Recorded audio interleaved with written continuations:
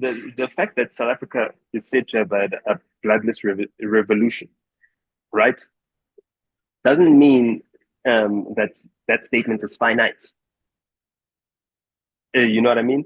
There are people that think that South Africa has had a bloodless revolution, and they're waiting for the point at which they could say until. And for me, I don't want that until to become an eventuality.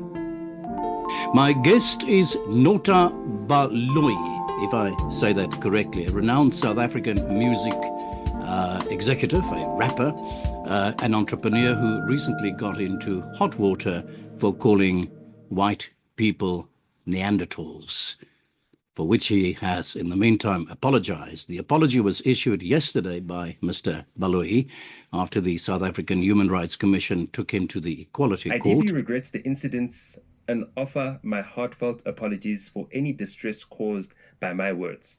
My words were inappropriate, and I'm genuinely sorry for any harm caused. I specifically wish to apologize to the white community for my remarks.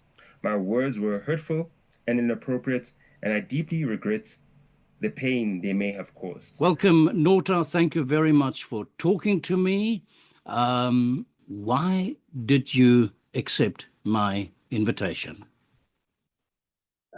You're a South African. Good enough reason. And yeah, we love connecting with one another, no matter where we are in the world.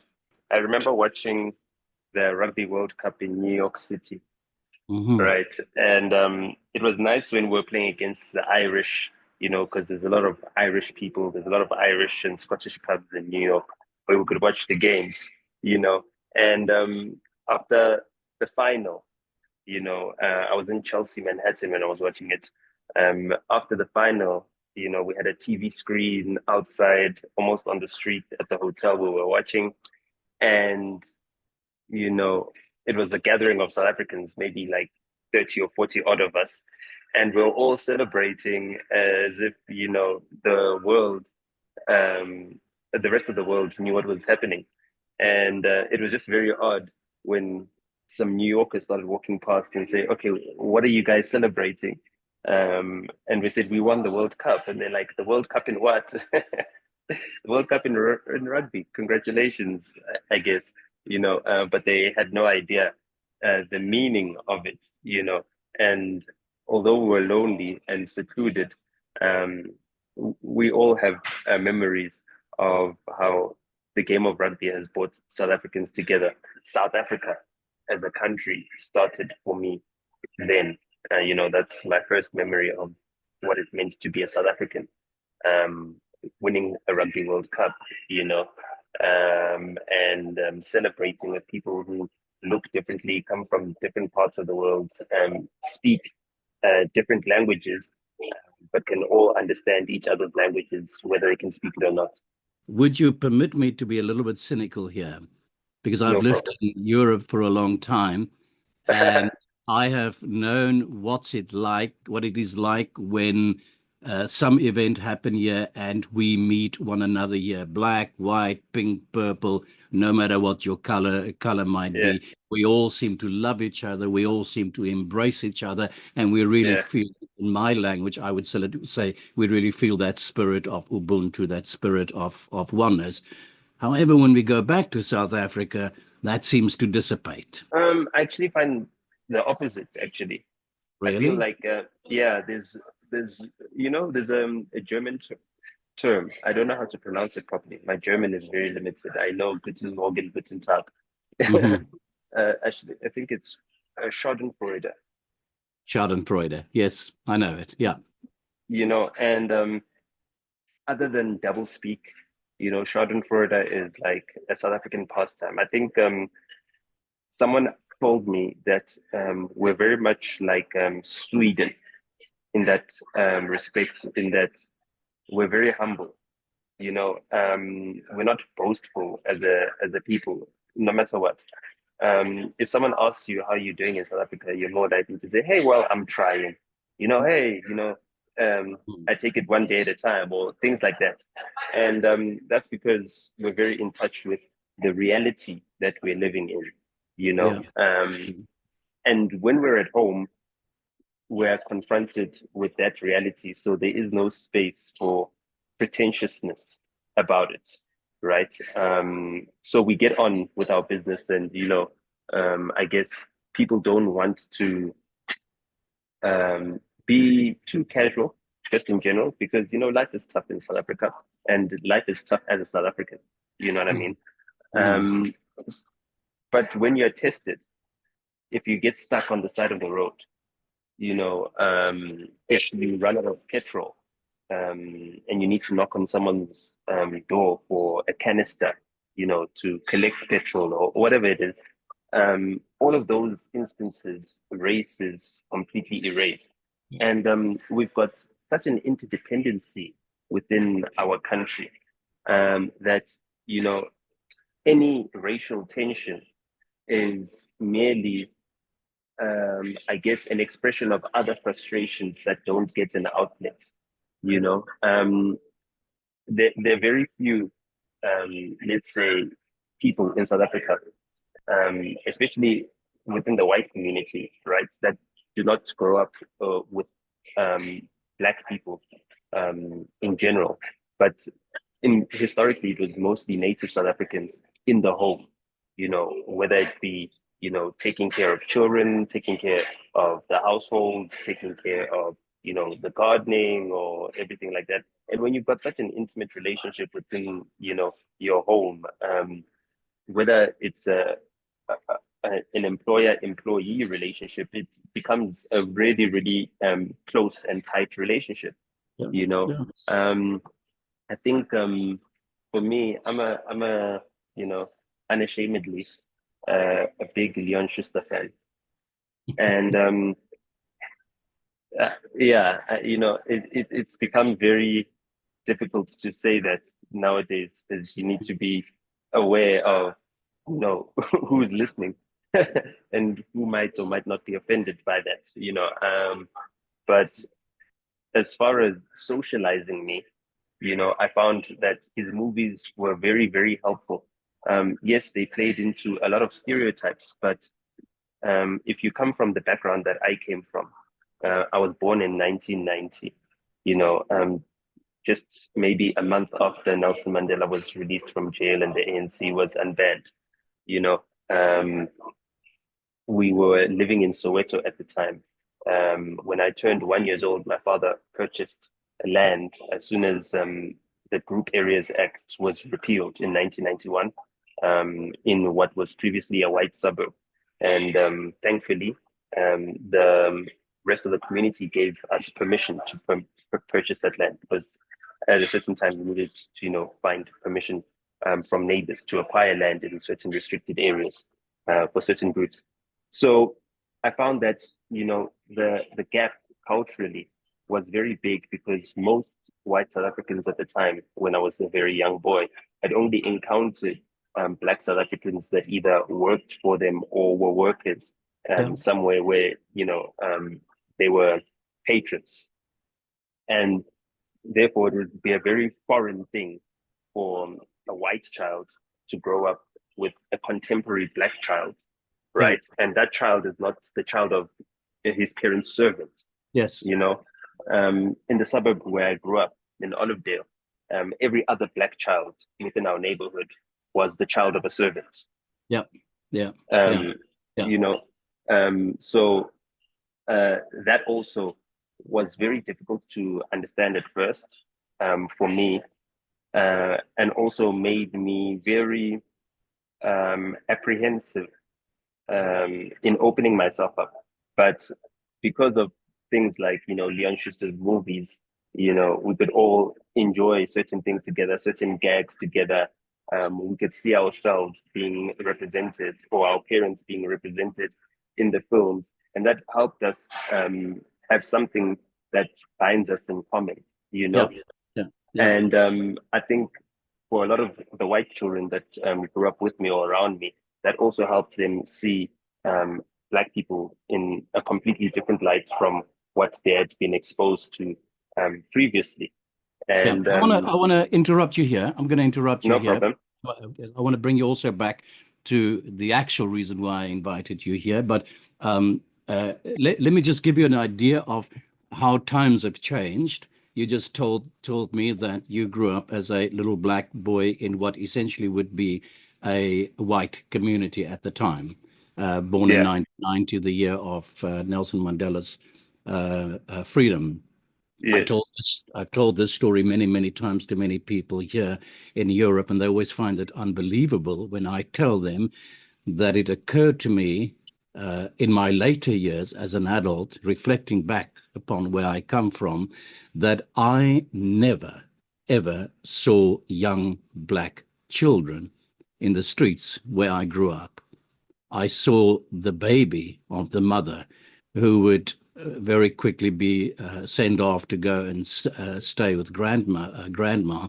But in my entire childhood, during my teenage years, up and until I would imagine in my 20s, I never saw any black children, young boys and girls in the streets of the environment in which I grew up. That's just to give us an idea of how times have changed. But back to the reason why I invited you, this whole thing calling white people Neanderthals, which from my point of view, is a private right that you have, and if you wish to call any other race a Neanderthal, I guess it would be your private right. But when you utter that in public spaces, I think it becomes problematic.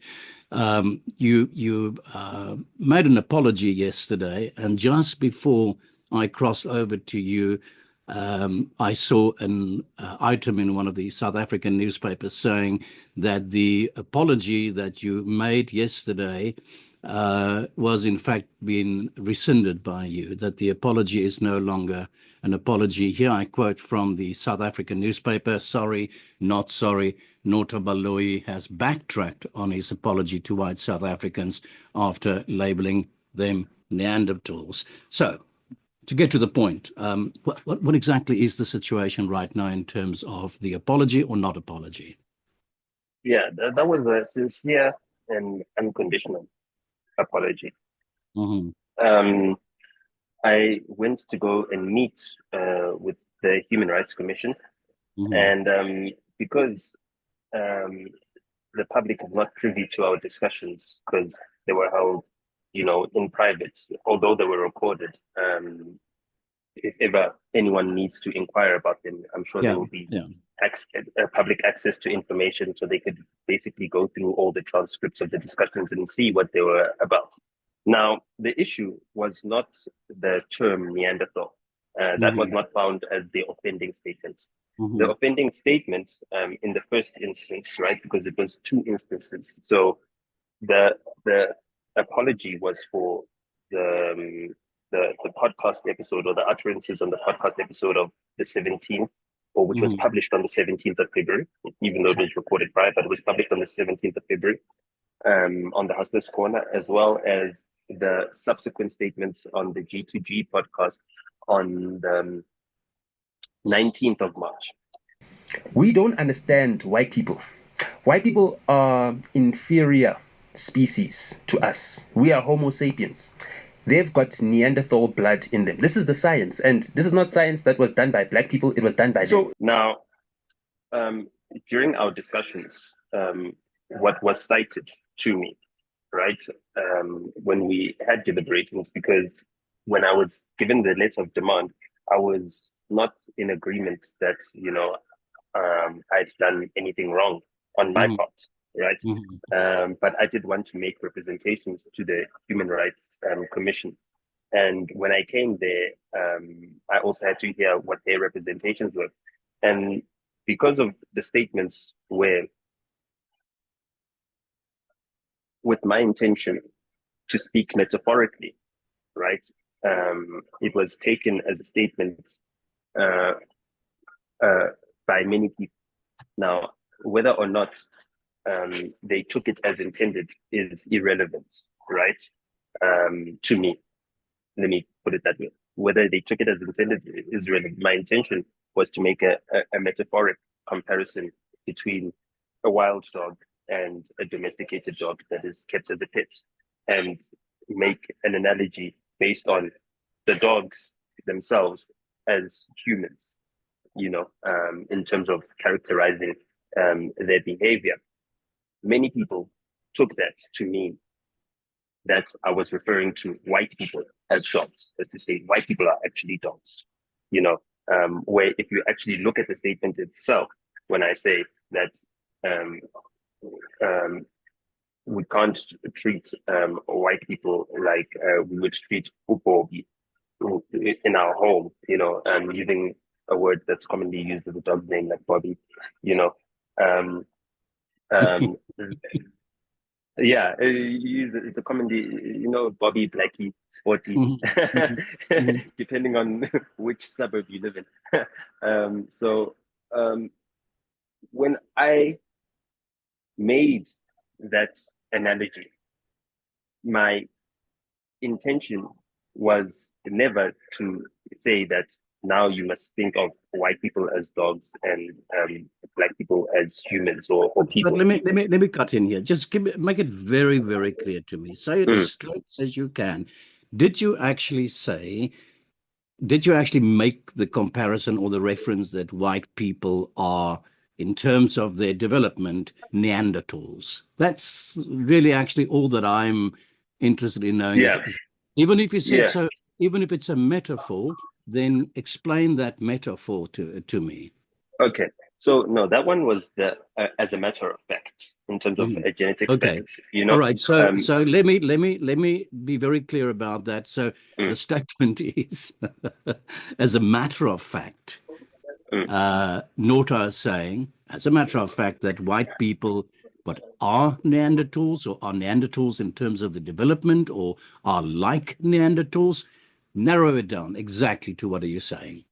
As in genetically speaking, and it's Uh-huh. not just white people. In fact, Okay.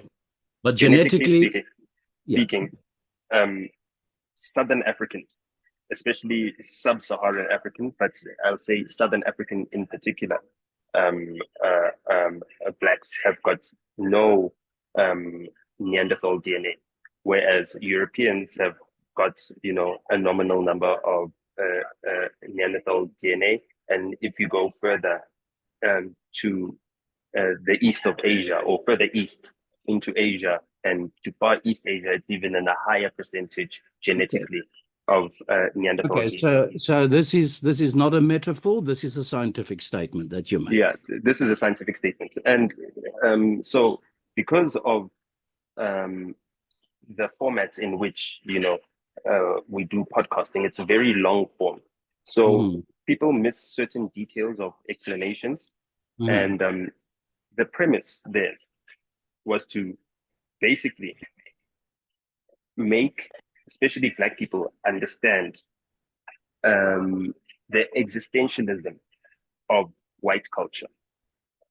So white culture currently, even historically, but very much so currently, right, um, has got many challenges in that um, because of whatever history of colonialism and everything else, uh, they there's a new world order that came into play where nation states came into being, their sovereignty had to be respected. You couldn't conquer foreign lands and occupy them as territories, as we developed it. But this is recent developments, as recent as the 1950s onwards. Prior to that, you know, it was free reign. Might was right. And because of now that history, there's a lot of adversarial relationships between people all over the world, especially those that were dominated to the ones who were in the dominance or in the ascendancy. And Mhm. Western culture has had a hegemony on, the global order for over 100 years. I think maybe 3 centuries. If yeah, over 3 centuries of Western hegemonic order in the global order. And because of that, white people especially find themselves in a precarious position, socially speaking, because everything that was done for the advancement of Western culture, right, was done by the elites, and yet when we critically analyze the era of colonialism and Western expansion, right, we also then ascribe everything that was done wrong to all white people, even though majority of them, were, I guess, passengers in a moving train of world development, exploration, and expansion. And thus, what then happens, and I'll use South Africa as an example, right? When you look at captains of industry, and when you see all white faces, then you also then assume that all white people are also part of that elite that benefits from the captains of industry, which is not the truth.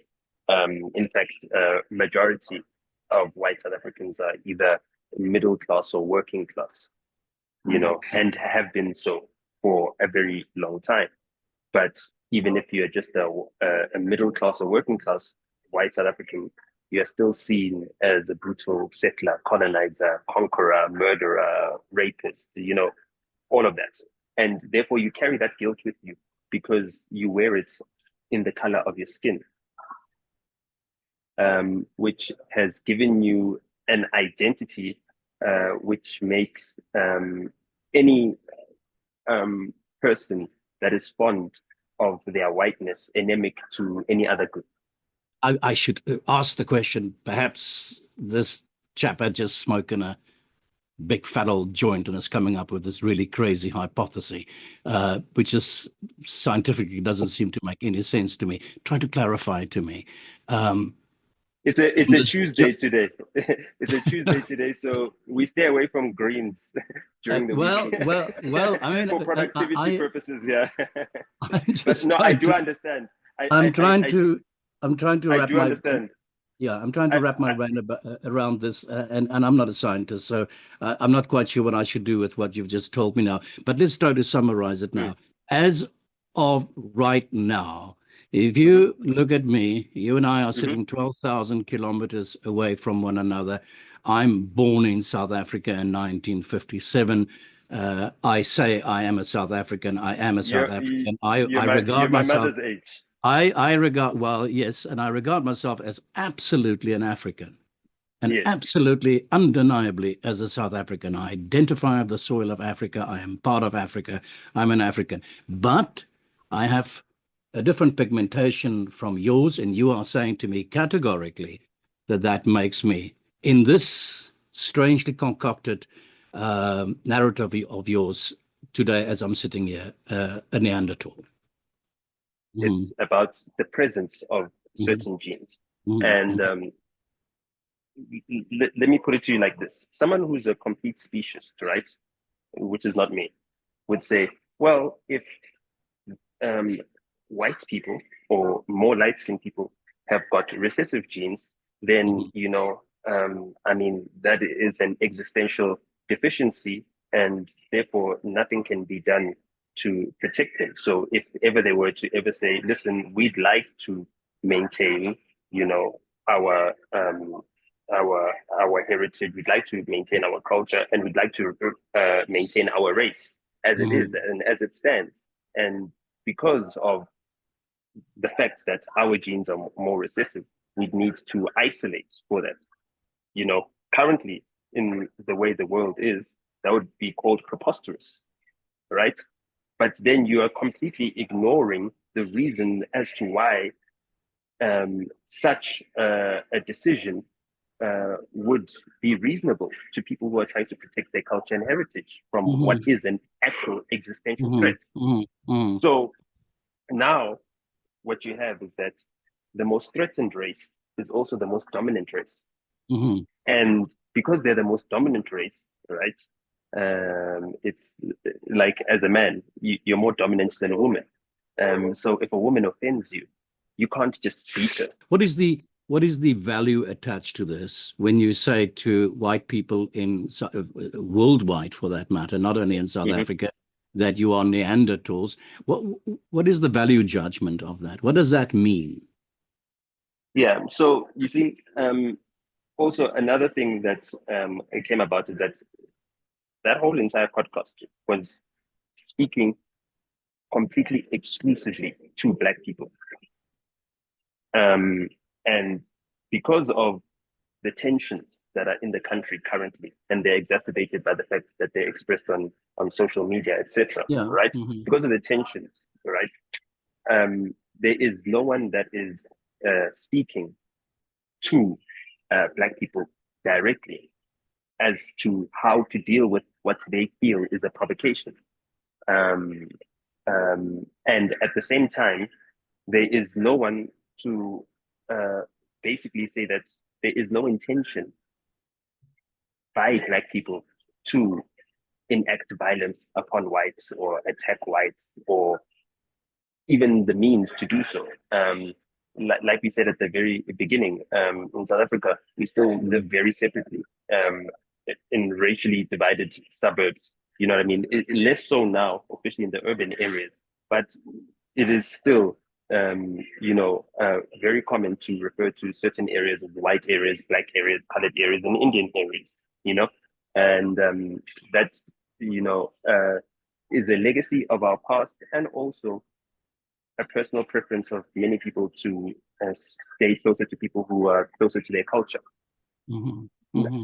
The issue is that with the provocations that we're seeing, right, the motivations behind the provocations have got nothing to do with either creating social cohesion or enhancing social discourse about how to unify the country, but opportunism. So for me, as a Black South African, when I see Julius Malema going out there singing Kill the Boer and explaining it in such a manner that he knows that there will be more political will to protect his free speech, as offensive as it may be in that instance, then there is political will to actually say that that's something that should be left in the past, along with all the other stains in our history, right? Not to say that it should be completely, forgotten, but it can be archived.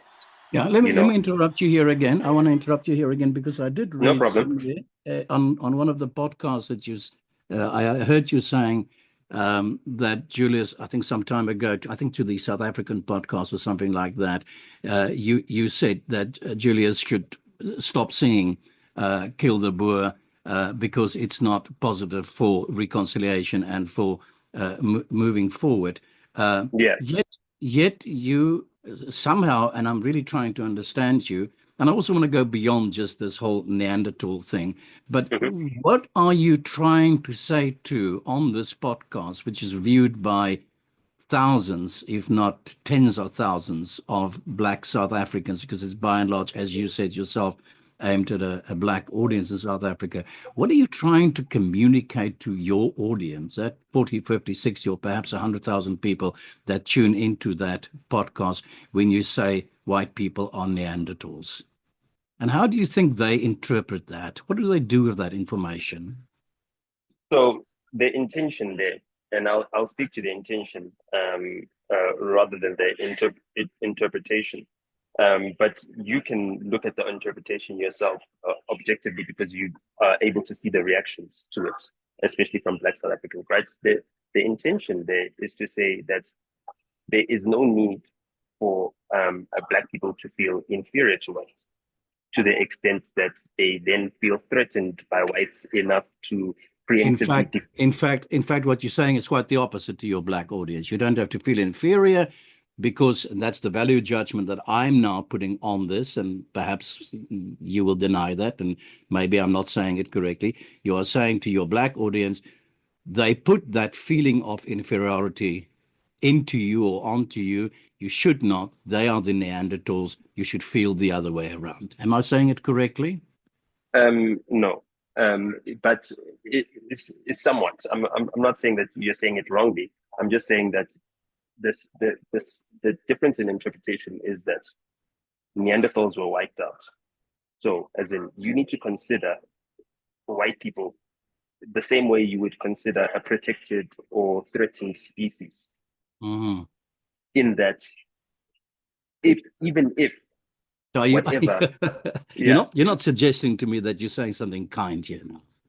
no, You're no, not saying what you said, that I'm a Neanderthal, because you want black folks to look at that and to say, well, have a bit of pity upon him. He doesn't mean to be cruel. He's just unfortunately a Neanderthal. That's really what you're saying. it's somewhat like that, but yeah, Yeah. somewhat like that. Okay. Now, the thing is that the crudeness of the message and the way it's delivered is to enhance its effectiveness. Yeah. And by my assumption, generally, white South Africans are very literate, right? Comparatively speaking, right? And also at the same time have access to information, connectivity. So I risked offending white people because I thought that anything that I say that might be ignorant would be dismissed and debunked by them because they'd be able to, state facts backing that. And also understanding the illiteracy, especially within the Black community in South Africa, in languages such as English, to a lesser extent, even Afrikaans, but to what is easily understood by Westerners or within the Anglosphere, because that's also something that was very present in my mind, is that I'm speaking to everyone within the Anglosphere because we're speaking predominantly English, right?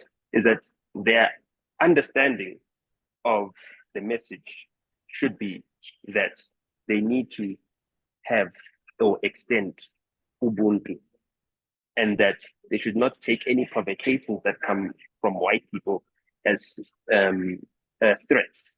They should rather take them as frustrations, right, from a people that is currently going through a crisis globally. You know what I mean? The white population is shrinking globally. In fact, it is halving at the rate it's growing, with a birth rate of between 1.1 to 1.6 in all European countries. But let me just ask you, forgive me if I'm smiling. Would that be a good thing or a bad thing? Because after all, my impression is that the Neanderthals are slightly less developed, I would imagine, than the Homo sapiens. I think that is how it works on the evolutionary scale. So a lower birth rate might actually be an encouraging thing for the world of the Homo sapien. I don't think that the mere existence of Homo sapiens that have got Neanderthal DNA in them shows that there's an adversarial relationship. I don't think that it proves that completely. I feel that it shows that we can coexist and we have coexisted, and that's why, we are bound today genetically. More than 60% of the global population has got Neanderthal DNA mixed with Homo sapiens DNA. And I would never advocate for the disappearance of any race. And also, I would never advocate for, the less cultural diversity. You know what I mean? I would rather have more cultures, more nations, more people able to embrace their culture, no matter how small of a minority that they are. I would want them to be protected. And let me put it to you like this. Let's say you've got two Black people that can speak on behalf of all Black people and are influential enough to get them to do whatever, or convince them or persuade them of whatever it is that they're convicted about, right? Would you rather it be me speaking about this genetic theory of Neanderthals and also saying that white people should be a protected race because, they're facing an existential threat?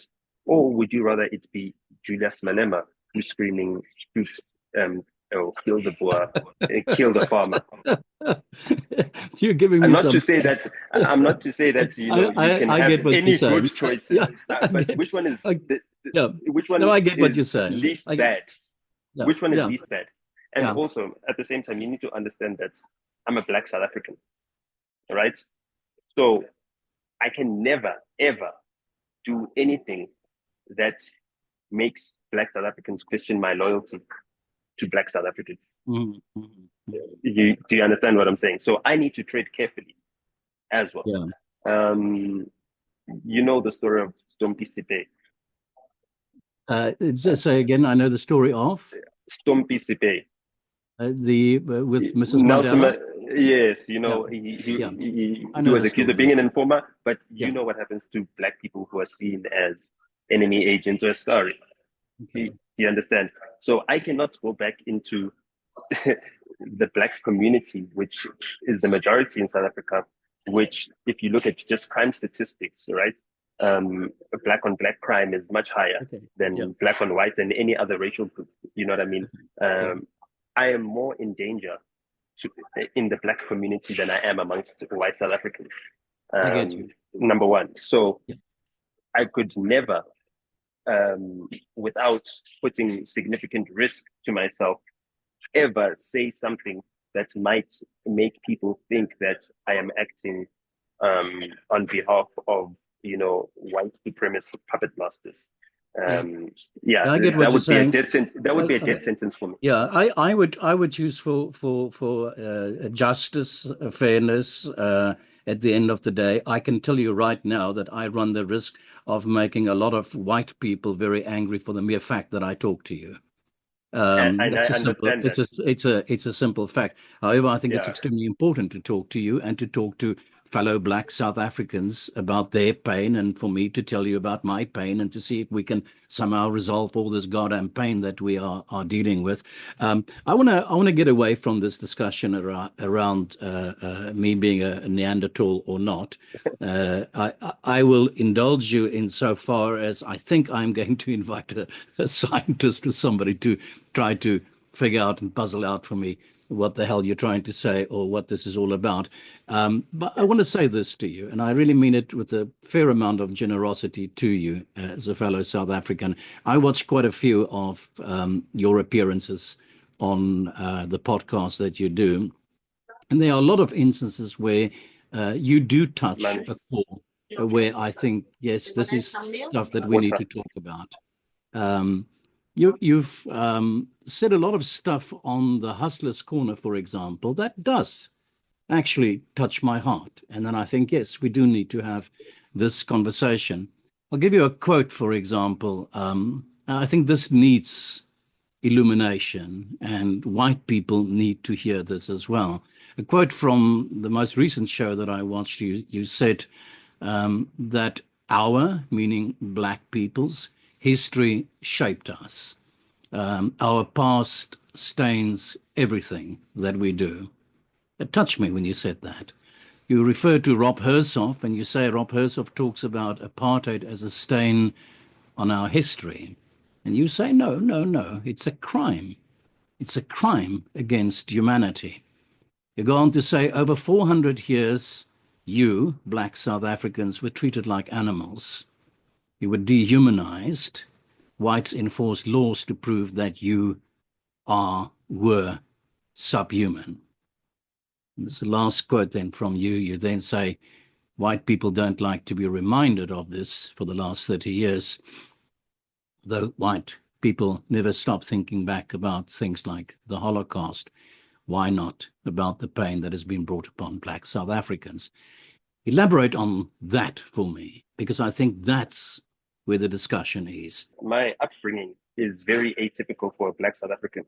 Mm-hmm. So I am part of the majority in this country, but I grew up as a minority. So I understand how it feels to be part of a minority group. That minority you talk about in terms of privilege.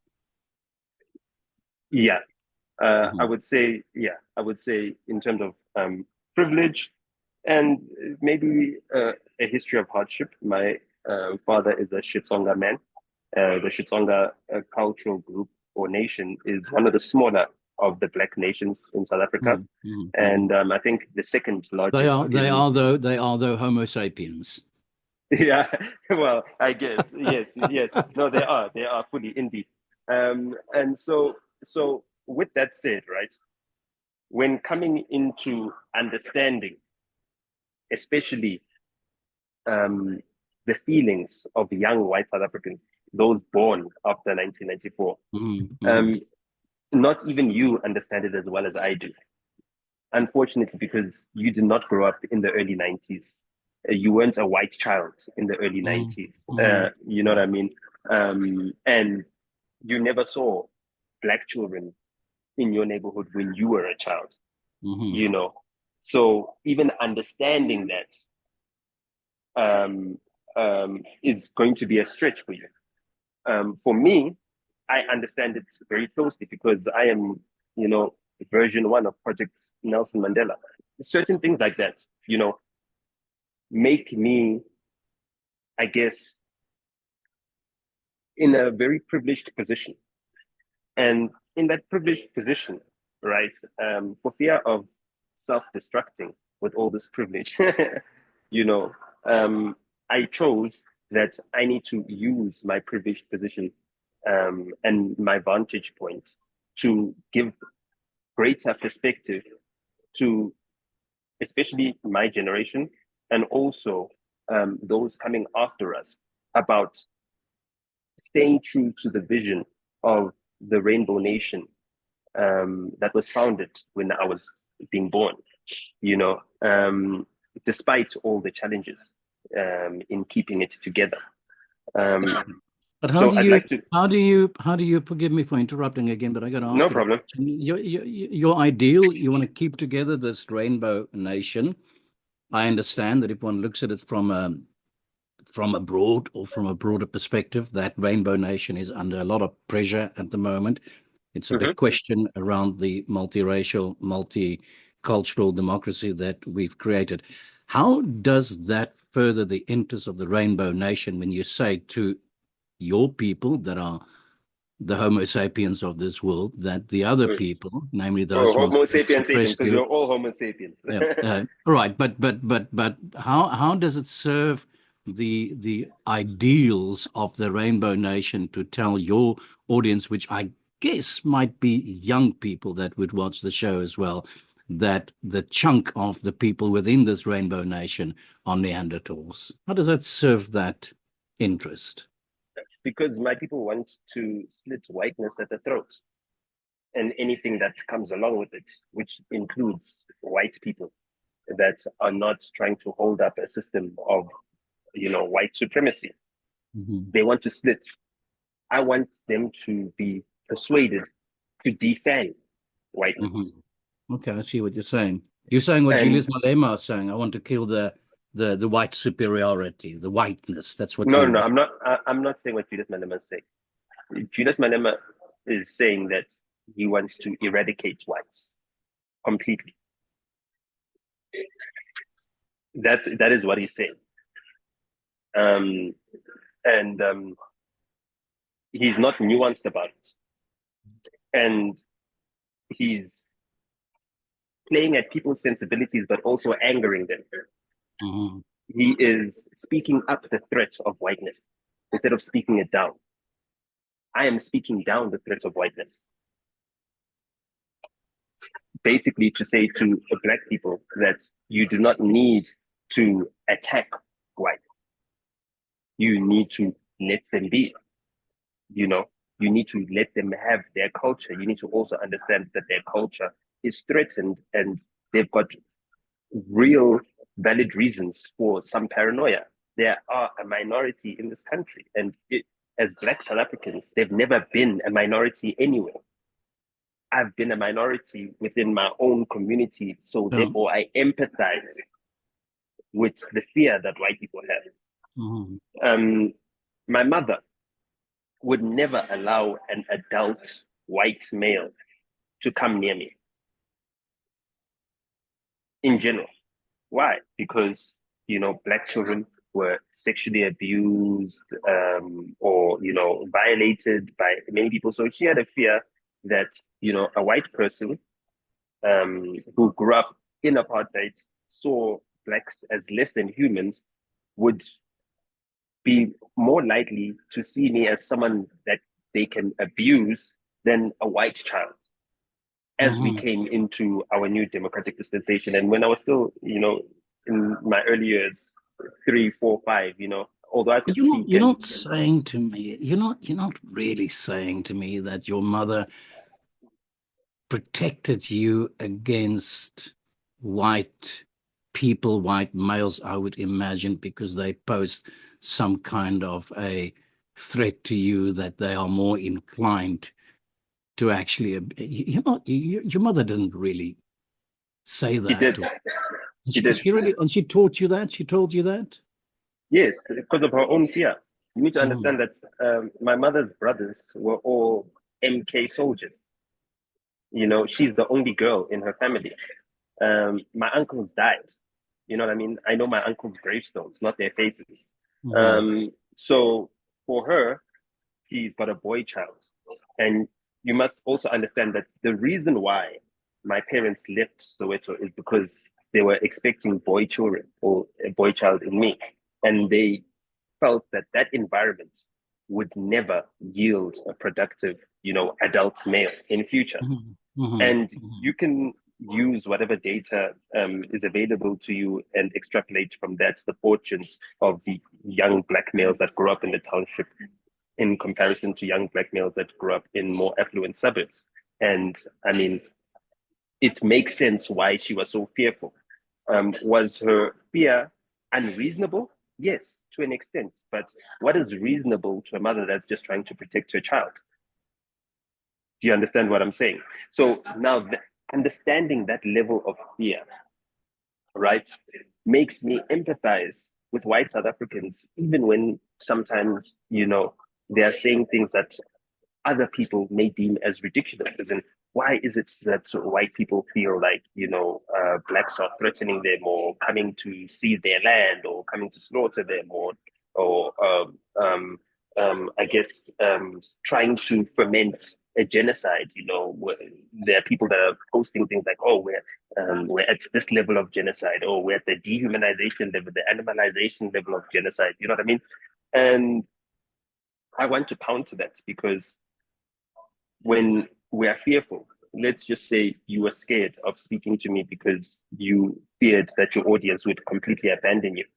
That fear would be enough to overcome whatever curiosity you have to actually engage with me and see if maybe there are certain things that maybe you misunderstood, or to confirm your beliefs that you might have doubts about.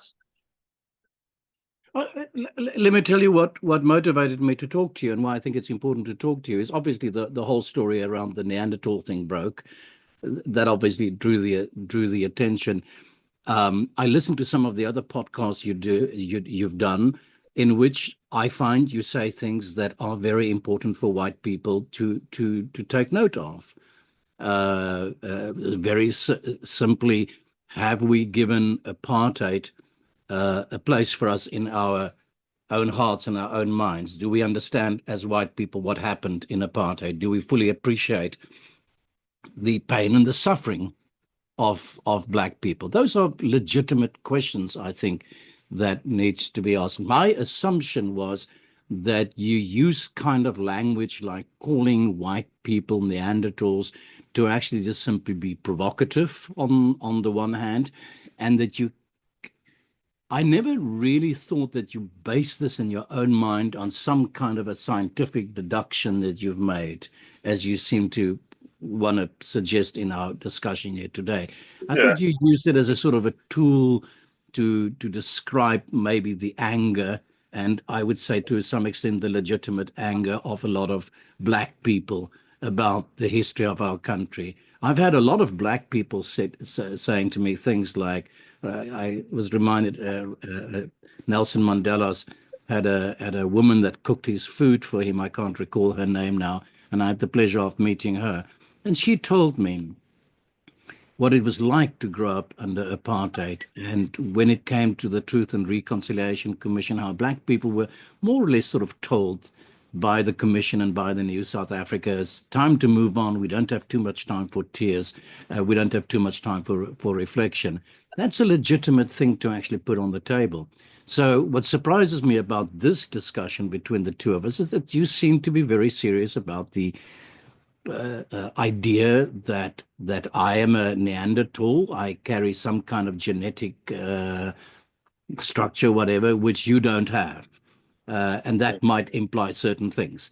So that's why I'm a little bit puzzled about this discussion. I thought the whole Neanderthal thing is just nonsense said in a moment of anger, and that anger could actually be perhaps even understood, and we should talk about, you know, what motivates that more than anything else, and trying to address the genuine problems of South Africa, the genuine pain that people suffer, and the fact that the country is kind of coming crushing down around us every day. There's a lot of dissatisfaction and unhappiness in South Africa at the moment, and we need to heal the country and bring the country together.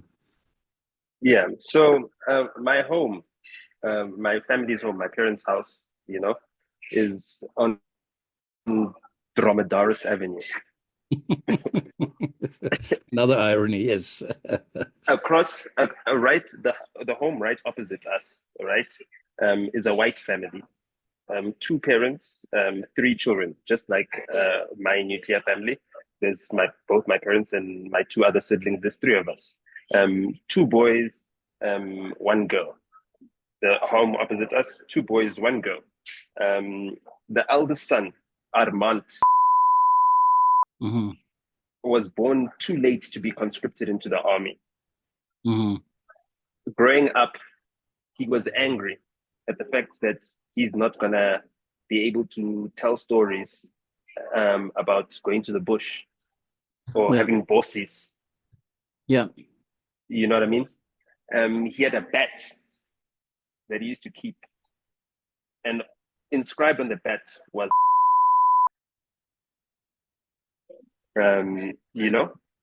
Armand taught me how to play cricket. Armand taught me how to play rugby. I slept on Armand's bed whenever I slept over at his house, on his bed, because he had a bigger bed. And who was my friend, and a year older than me. He's a teacher now. He's an educator. He had a bunk bed, and he'd share that with my younger brother as well, during our sleepovers at each other's houses, and we'd alternate. This weekend we'd sleep at. His father was a cook at Paulsmoor Prison when Nelson Mandela was there. They're a family from Barrow, which is near Blobergstrand. No, is it Barrow? Yes. No. Pearly Beach, sorry. Mm-hmm. Near Blobergstrand. Near Barrow is closer to Belleville, I think. Yeah. Sorry, I haven't lived in Cape Town for a long time, so sometimes I mess up the names. So now, for me, it is very difficult for me to find myself overcome by hatred of whiteness, or hatred of white supremacy, or hatred of whites, because I've seen whites that were raised to be racist embrace me because we were all children and we're living in the same neighborhood, despite having to go back to, their large school or word school where they only spoke Afrikaans, where all the other children were white as well, and they also had the same upbringing, education, and indoctrination to prepare for an imminent confrontation. That's what young people were setting up for in the 80s, as the country went from, the state of emergency that happened, and then, the Soviet Union's collapse, beginning in 87, made people very uncertain. And that was a very difficult time. So I emerged in the early 90s, so at the beginning of the 90s, and I grew up into this.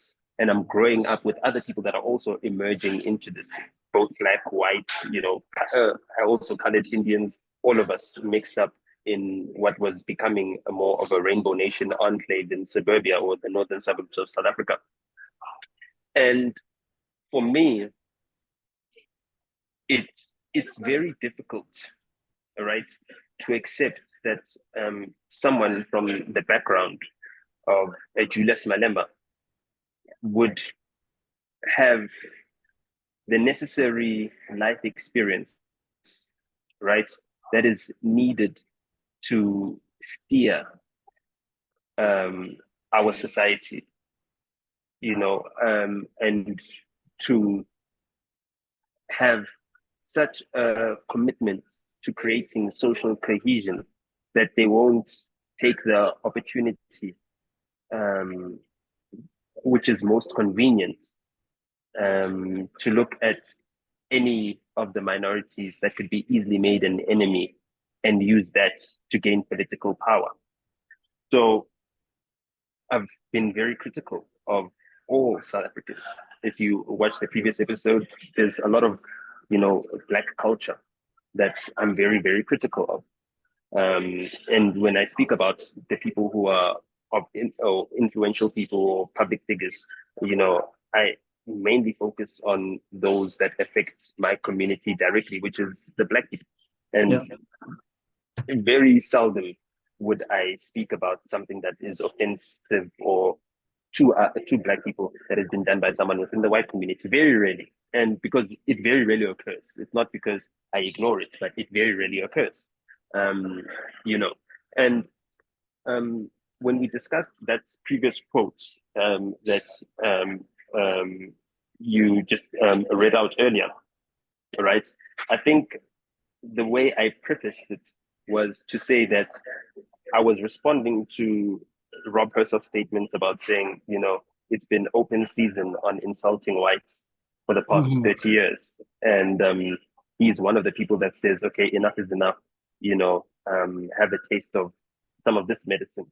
And for me, it is offensive, right? But it's not insulting, because I understand why he would say that, because there is an effort to say, okay, we cannot go overboard with just attacking white people as if all white people were involved in the colonization and subjugation of Black people. In fact, it was a small minority. Just as within every organization, it is a minority of the people that are in the leadership of that organization. So with that all put together,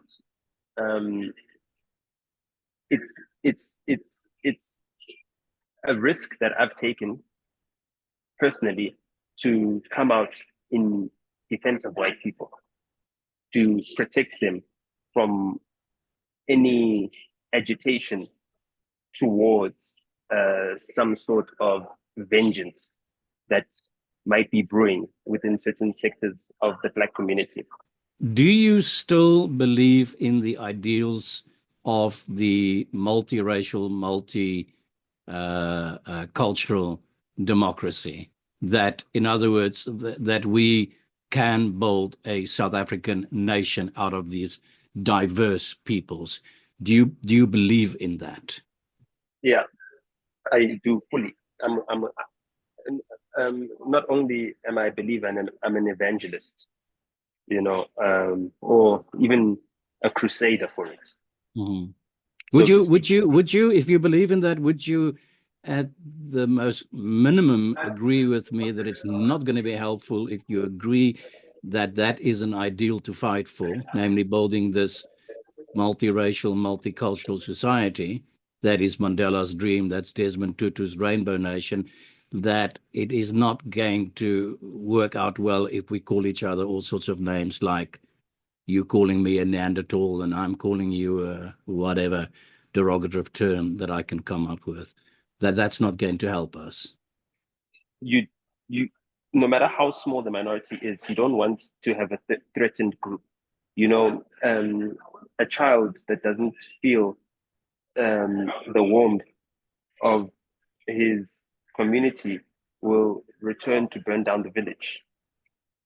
And I don't want white South Africans to continue in what I see as an escalation towards a situation where we're seeing white South Africans wanting to burn down the village.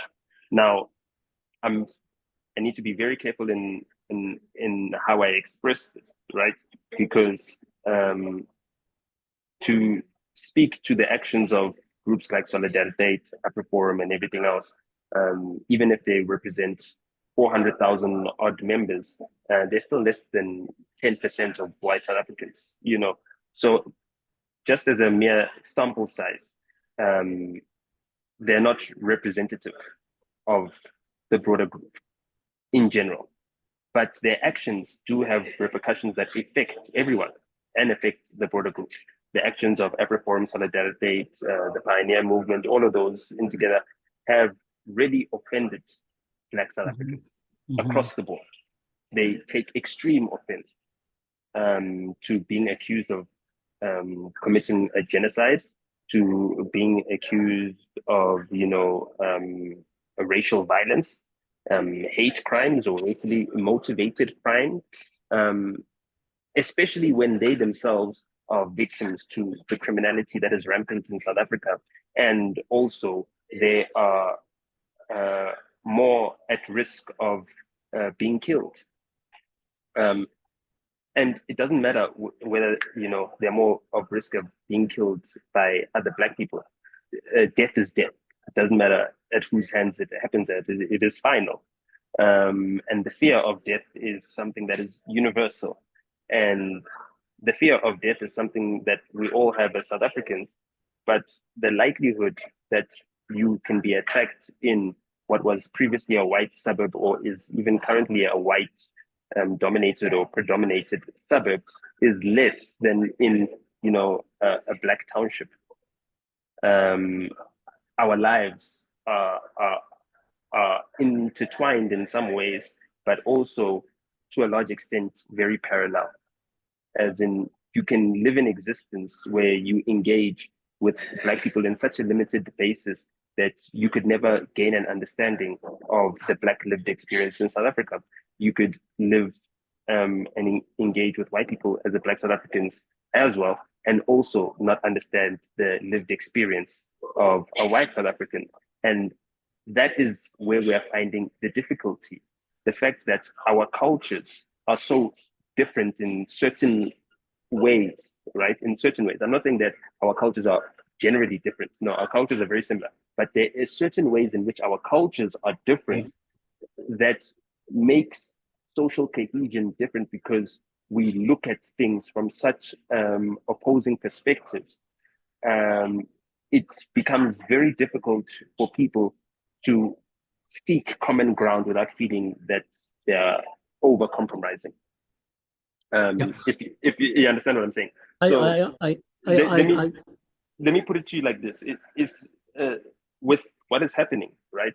If I'm a white person and I feel like there's a threat of, political violence and there might be a threat that if someone is able to inspire a mob of people to start some hate-motivated genocidal acts, that it's very little that one can do as a minority to defend against that, right? So presently, there is no white genocide in South Africa. But if I'm a white South African and I'm asked to say whether or not there's a white genocide in South Africa, and at the back of my mind, it's still a possibility, it becomes almost impossible for me to denounce it without invalidating what is a present and very real threat that people have internalized. If you understand what I'm saying. I mean, the fact that South Africa is said to have had a bloodless revolution, right, doesn't mean that statement is finite. You know what I mean? There are people that think that South Africa has had a bloodless revolution and they're waiting for the point at which they could say until. And for me, I don't want that until to become an eventuality. And at the way in which I see people agitating and stoking racial violence, it is looking like an inevitability unless there are people that are making concerted efforts to counter that. Now, would I say I condemn or denounce the EFF? No, I would not do that. Why? Because then I'd be condemning and denouncing, people who represent a large enough part of South Africa for them not to be ignored, you know? But I'm not ashamed to, condemn Julius Malema, especially as a leader, and secondly, as an individual, who I feel has not accomplished what is necessary to be a leader in society. Now, I mean, at the beginning of the intro that you gave me, you spoke about me being a music executive, rapper, producer, and all of these things, right? Within my business world, right, in South Africa, right, when we speak about the music business, the top two selling records in South African music history are my records, number one and number two. That is not a small feat. And that is also in a market that is got international competition. The mere fact that my record company is able to outsell, whether it be Bruce Springsteen, Beyonce knows, you name them, all who are global stars within this particular market. Which is, Nota, which is exactly why you are called to a higher responsibility. Yeah. Which is exactly why a guy like me is saying, consider careful what you're saying, because what you say actually reaches a big audience out there and can be very quickly misunderstood or misinterpreted. I want to take the conversation for another 3 minutes just in another direction. We are 30 years into this democracy. 30 years ago, I was one of thousands of people who danced here in the streets of Amsterdam because we were so happy that finally apartheid had come to an end, and finally we are celebrating the dawn of a new democracy, the new South Africa. 30 years down the line, the impression that one gets from here and what one hears from people as well saying is the multiracial, multicultural experiment in South Africa is failing the world. Mike? Yeah.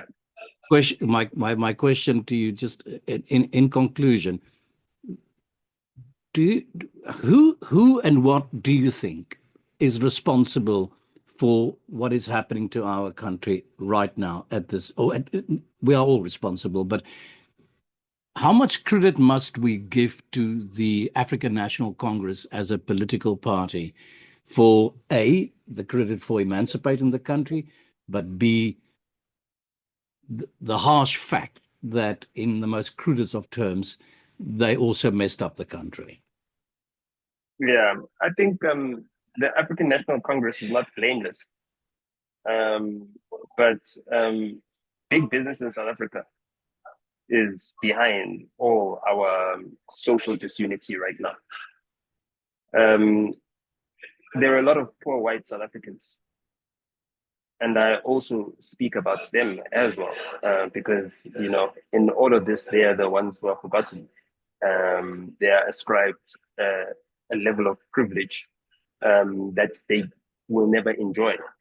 And also, they are treated with a contempt which they do not deserve, and they have not earned as well. And they need to find a place for themselves within the society.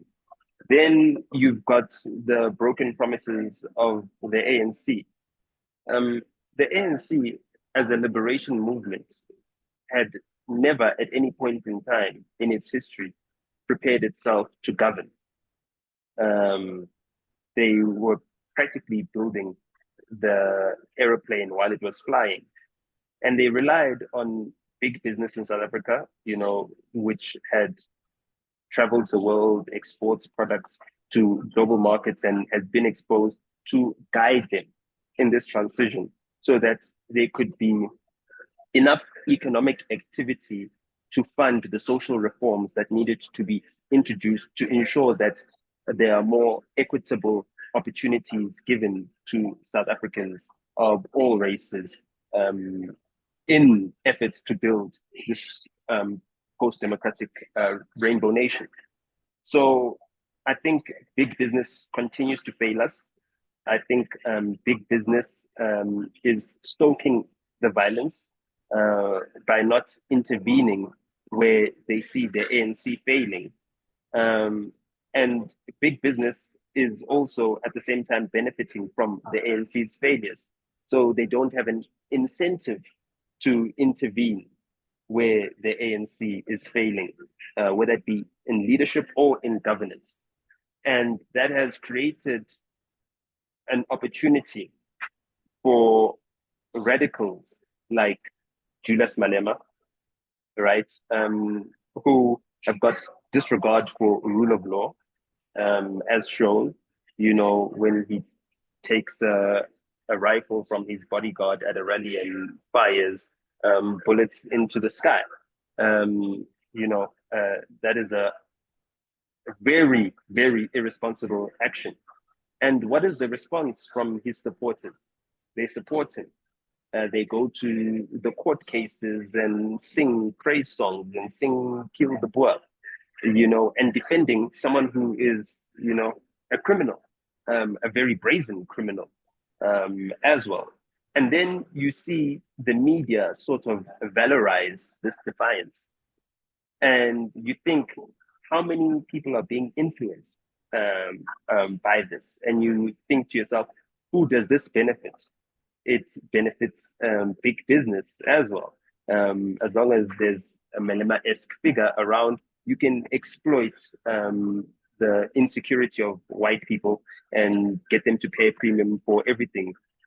Something as simple as, having a home.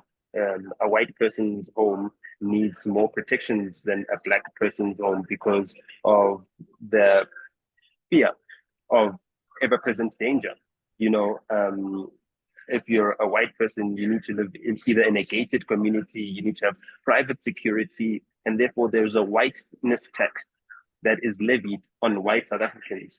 And the ANC is the chief extorter, but the ANC is just a puppet. The ANC is the puppet of South Africa's big business. And for me, I feel that it is really sinister what South African business it does, knowing that many whites are not part of the elite, and many whites are left vulnerable because of how big business in South Africa enables corruption, corrupts, or is the corrupter of, our politicians, our public representatives, and our entire political system. Mm-hmm. And uses the instability of South Africa to have an outsized influence that undermines our democracy. And this is, I think, best explained in our current political dispensation under the GNU, which from the outset was sold as the desire of the markets,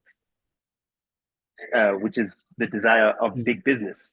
And now you're seeing some backpedaling because accusations of state capture also will then come about if you're saying this is what big business desires, this is what big business is, pleading for, and this is the result. This is big business gets what big business wants. And so you've got double speak from the politicians, like our president right now saying the ANC will not bow to the demands of big business. But yet, we just watched you get into bed with your sworn enemy at the behest of big business. And yeah. What you're basically saying to me is that big business has actually bought up government. That's really what you're saying. Yeah, and they give, they don't care what happens to the rest of South Africans. Bugger all. And if we continue to fight amongst each other and with each other, and it descends into a full-out racial war, they couldn't care less because they'd still be able to profit off of that situation and the anarchy that would ensue from that. Nota Baloyi, it was a great pleasure meeting you. Thank you very much for this. I hope that we're going to get together again because I would like to explore some other topics with you as well. But for now, I want to say thank you very much. And thank you so much. And, I'm yes, going to just put this thing on pause.